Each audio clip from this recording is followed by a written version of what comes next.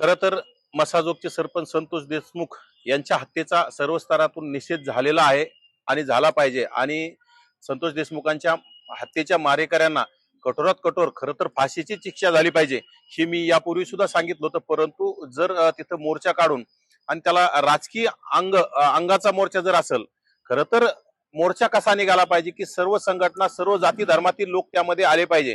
खरं तर ओबीसीने सुद्धा त्या मोर्चामध्ये सहभागी होण्यासाठी सुद्धा ओबीसीच्या मनात सुद्धा कुठेतरी विचार आहे। आणि परंतु त्यामध्ये कुठेतरी आता मोर्चाला मनोज जरांगे असतील आणि राजकीय पक्षाचे तुतारीवाले काही नेते त्यामध्ये सामील होऊन कुठेतरी याला राजकीय द्वेषातून राजकीय वळण देण्याचा कुठेतरी प्रयत्न आहे। कुठेतरी एखाद्या ओबीसी समाजाचा नेता मोठा होत असेल, ओबीसी समाजामध्ये नेते तयार होत असतील, तर यांना बदनाम करण्यासाठी कुठेतरी याला राजकीय अंग देण्याचा प्रयत्न आहे। खरं तर संतोष देशमुख यांचे बंधू सुद्धा बोलले होते की याला राजकीय अंग देऊ नका, याला कुठेतरी राजकीय वळण देऊ नका। परंतु नक्कीच यामध्ये राजकीय विरोधी पार्टीचे लोक याचा फायदा घेण्याचं काम करत आहेत।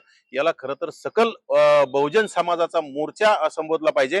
यामध्ये जरांगे सारख्या जातीवादी माणसाला सुद्धा यामध्ये एंट्री नाही पाहिजे। आणि तुतारीवाले जेवढे हे असतील, आमदार असतील, खासदार असतील, हे तिथं जातीवाद करण्यासाठी कुठेतरी एका समाजाचा मोर्चा दाखवण्याचा प्रयत्न करत आहेत। खरं तर संतोष देशमुख हे एका समाजाचे नव्हते, त्याला सर्व समाजाने त्या मसाजोगत सरपंच केलं होतं। अशा माणसाचा न्याय देण्याच्या मागणीसाठी सकल बहुजन समाजाचा मोर्चा झाला पाहिजे। परंतु हा मोर्चा नक्कीच त्या तुतारीवाल्यांचा मोर्चा असावा असा आम्हाला याच्यामध्ये वास येतोय। आणि नक्कीच यामध्ये कुठेतरी राजकीय रंग, एखाद्याचं राजकीय करिअर संपवण्यासाठी, एखाद्याचं राजकीय अस्तित्व संपवण्यासाठी हा केविलवाना प्रयत्न या राजकीय नेत्याकडून सुरू आहे असं मला वाटतं। नक्कीच तोच केविलवाना प्रयत्न काय आहे की जे तुतारीवाले तुतारीच्या पक्षाचे जेवढे लोक असतील, ज्यामध्ये तुतारीचा खासदार आहे, जरांगे आहे, म्हणजे तुतारी वाजवणारे सर्वच धनंजय मुंडे यांना पालकमंत्री मिळू नये यासाठी ह्या मोर्चाचं खरं तर आयोजन केलंय। यांना स्वर्गीय संतोष देशमुख यांना न्याय मिळावा याच्यासाठी यांना काही घेणं देणं नाही, यांना याच्यामध्ये राजकारण करायचंय।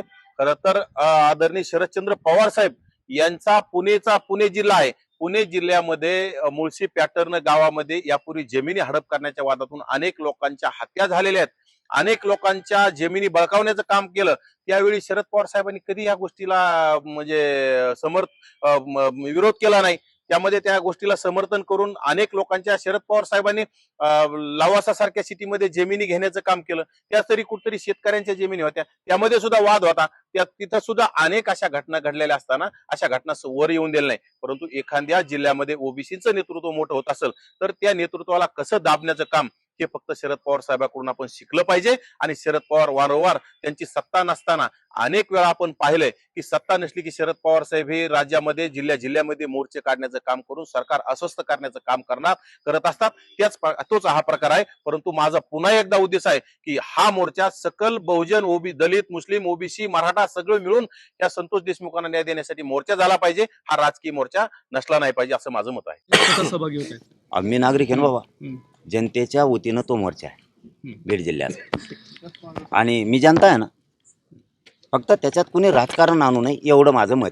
आजच नाही तर मी हे 4-5 दिवसापासून हमेशाच म्हणतो। कारण एका मुलीनं, एका लेकीनं हाक दिली की माझ्या बापाला न्याय देण्यासाठी आपण 28 तारखेच्या मोर्चात सहभागी व्हावं।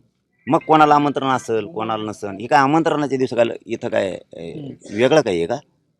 इथं एका लेकीनं हाक दिली, तुमची लेक काय आणि या गावची लेक काय एकच, म्हणून कुठल्याच पक्षाच्या नेत्यांना असं म्हणू नये आमक्याने केलं तमक्याने बोलवलंय। सगळ्या पक्षातल्या नेत्यांनी या लेकीची हाक मारली, तिच्यासाठी सगळ्यांनी धावून यावं। तिच्या बापाला ती न्याय मागते आणि आपली जबाबदारी आहे पक्षाच्या पलीकडे जाऊन त्या मोर्चात माता मावल्यांसह महिलांनी सुद्धा प्रचंड संख्येनं यावं। 28 तारखेच्या मोर्चात सगळ्यांनी सहभागी व्हावं।